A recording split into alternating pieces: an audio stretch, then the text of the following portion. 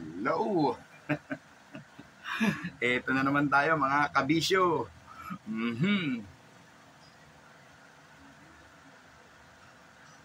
Ang ating word and thought for today.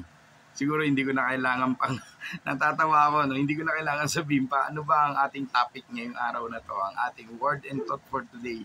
Nakikita nyo naman siguro, nasa harapan nyo na buwaya. Ayan, ang buwaya. Ayan, buwaya. Napakainit ng ating topic ngayon. Ilang buwan na, no? Mag-iisang taon ng topic sa mga balita, tabloid, Facebook, social media, lahat. Buwaya. Ayan. Ito buwaya. Ito buwaya. Ito mas malaking buwaya. Talagang buwaya. Ayan. So mga kabisyo, bakit ba inihahalin tulad ang tao sa buwaya? Ikaw ba, payag ka bang tawagin buhaya? Payag ka ba ganito itsura mo? Tatawagin kang buhaya?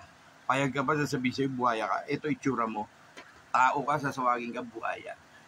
No? Ikaw ba to? Payag ka ba yan? Naglalakad ka, pinag-uusapan ka, sasabihin sa'yo, buhaya yan. Ibig sabihin ganito tingin nila sa'yo. Ganito itsura mo. Siguro ayaw mo yun, hindi. So wag natin gawin. Ang hirap maging buhaya. No? Masaya ka ba nun? Oo, meron kang lahat. Meron ka lahat, nakukuha mo lahat ng gusto mo. Kahit sa maruming paraan, kahit nakakaagrabyado ka, nakakaapa ka ng kapwa mo. May naghihirap dahil sa'yo, may nasasaktan dahil sa'yo. Maging buhaya ka lang. Payag ka ba nun? Gusto mo ba yun?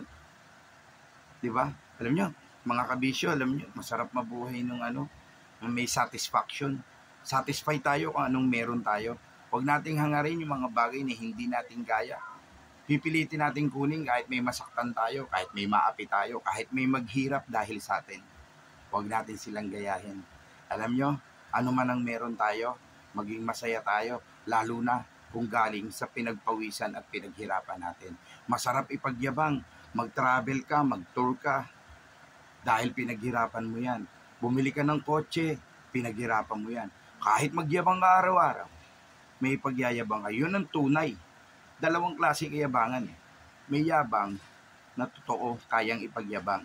May yabang na puro yabang lang.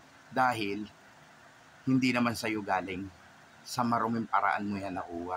So hindi mo dapat ipagyabang yan. No? So masarap yung masatisfy tayo. Ano ang meron tayo? Pinaghirapan natin. Galing yan sa pagsisikap natin. Huwag tayong gumaya sa mga buhaya. Matatalino na, nakapag-aral na, mayaman na. Gusto, kumamkam pa. Buhaya. Gusto ba natin tawagin tayong buhaya? Alam nyo, galit ang Diyos sa buhaya. Masarap yung share the blessings. Mas maganda, ang sarap sa puso, ang saya. Hindi mo na kailangan ipagyabang yon. Lihim, puntahan mo yung kamag-anak mo, baka nangangailangan, baka may naghihirap kang kamag-anak, baka may mga kaibigan kailangan ng tulong mo. Napakasarap ng feeling, share the blessings, kesa maging buhaya. Diba?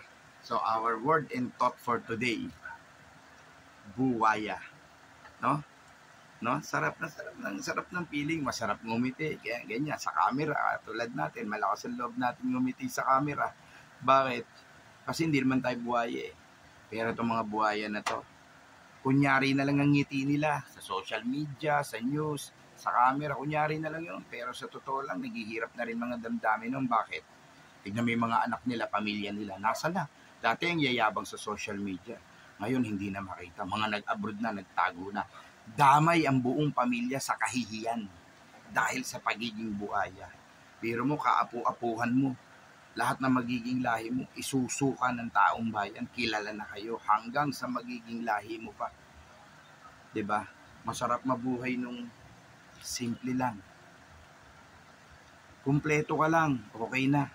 Huwag nang masyado, huwag nang sobra-sobra. Pwede naman maging sobra kung pinaghirapan mo. 'Di ba? So God bless and more blessings.